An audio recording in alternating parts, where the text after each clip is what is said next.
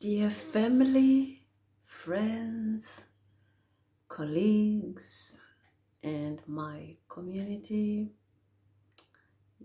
people, I share my life as it happens, no filters. And my book is finally out on Amazon, either as Kindle or paperback. It's only been out less than a week. Already I'm having feedback. The first few people who've bought a copy are already throwing topics of discussions at me. But I'm doing this video today because I am in surprise. I normally say nothing surprises me anymore, but sorry, I'm in surprise today. I have a friend who's been a friend of 15 years, and I've shared with her my struggles that led me to write the book. And I was always under the impression that her own life was not perfect because we experienced similar things, but her relationship with her family, I always thought it was intact. And I thought that her sharing her own experience of abuse had brought her closer to her family. But she was always saying to me, you should write a book about your experiences. You should write a book about your story, because it will educate a lot of people about a lot of things that happen and get swept under the carpet, that happen and get hidden, that happen and get ignored or brushed off. And I thought this was all in support of my own experience. And she would say things like, it will be a way of getting it out of your chest. It will be part of your recovery journey. It will help you process things, and stuff like that. And since my book came out and she bought the copy, and she says she's read 3 chapters already, I sensed that there was something she wanted to say to me. So I pressed, and surprise, surprise, my story was almost exactly hers.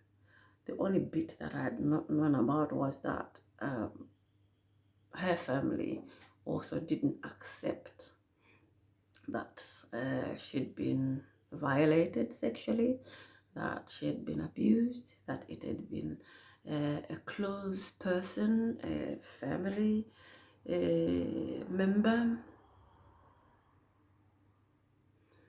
And apparently the reason why she didn't tell me about this was because she believed that talking about it would bring her bad luck. You see, people, when I say be careful what you do, some of the things you think, oh, this is just a child, she will get over it. It's not always the case. My friend is almost the same age with me, a year younger than me. So that's 47 years old. And can you imagine this happened as well in her early teens, just like me. And she's lived with this in secret, even with me, the closest person she considers, well, she considers me to be the closest person to her. Even me, she couldn't tell me about the really gory details of how family responded to the abuse. And that is because she was told that if you speak about it, you're going to bring bad luck to yourself, to your children, and to your family. And the way we love our families, we will do anything to protect our families. So that convinced her not to say anything, even to me, even though She says half the time it was at the tip of her tongue to tell me every time she remembered that, oh my God, this could bring bad luck to my family, it would just mute her. Ladies and gentlemen, I'm appealing to mothers, to fathers, to brothers, sisters, uncles, aunties. Be careful what you say to children. Be it your own children, your nieces, your nephews, your cousins. Be careful. When you're a child, you're very impressionable. Things that shape your adulthood, a lot of them are from childhood. So if you think scaring your child into silence is doing them good or doing you good, reconsider, because you might succeed in muting people. And muting somebody who was muted in trauma is the most difficult task anyone can undertake. It's the most difficult task an individual can take for themselves. I've been on that journey. Writing the book did help me to dissect things, to understand things better, to consider things, to reflect. As my friend said, it helped me on my recovery journey. But you can imagine, I'm 48 almost, and this journey has been going on since I was about 12. I'm appealing to anybody who is watching this video to think about what I just said. From the age of 12 years up to 48 years, trying to resolve a harm that was inflicted in words said in the space of 2 minutes, flippantly, nonchalantly, and probably the person forgot that they said these things to me within minutes of saying them. And yet they were to hold my life at ransom for more than 35 years. And they were to impact my son's life. They were to impact my personal relationships. They were to impact my career.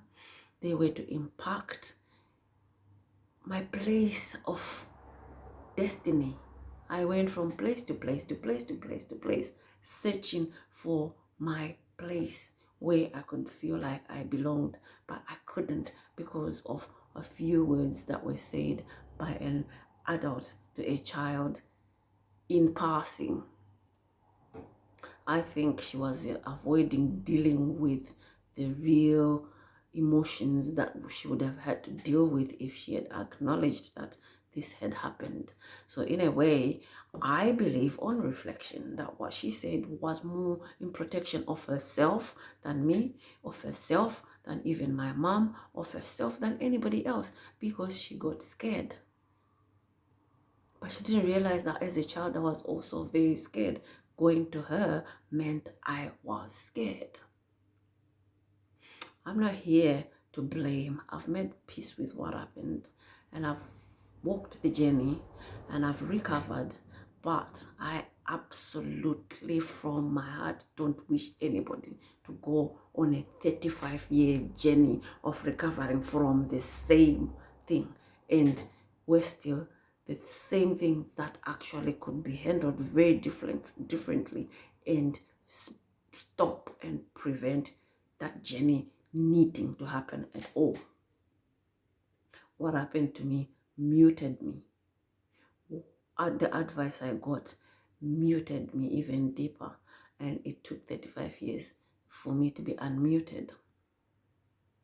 My passion is to help people who have been muted by tragedy, by trauma, by abuse, to be unmuted, to unmute themselves. I like to facilitate self-help and self-unmuting, so to speak. So I haven't actually received my own author's copies as yet, but the book has already started making an impact. The first video I did about this book on Facebook, I said even if it doesn't impact many people, it impacted me positively, and I hope people will start to understand me better. But it looks like it's impacting other people as well, and I'm humbled by that. And watch this space. We're going to have conversations from the contents of the book so that we can all be enlightened, so that we can all start asking the right questions, the right people, the right time, the right way, and so that we can start giving the right responses, right answers to the right people, the right time, and the right way. Thank you for watching this video. Keep an eye out. I'll show you the book when the copies come out, and I'll do a proper video introducing the book, why I wrote it, what it's about, and hopefully you will all buy copies and learn something. Besides that, maybe celebrate with me that I recovered from all the things that I've put in that book. Thank you. Bye bye.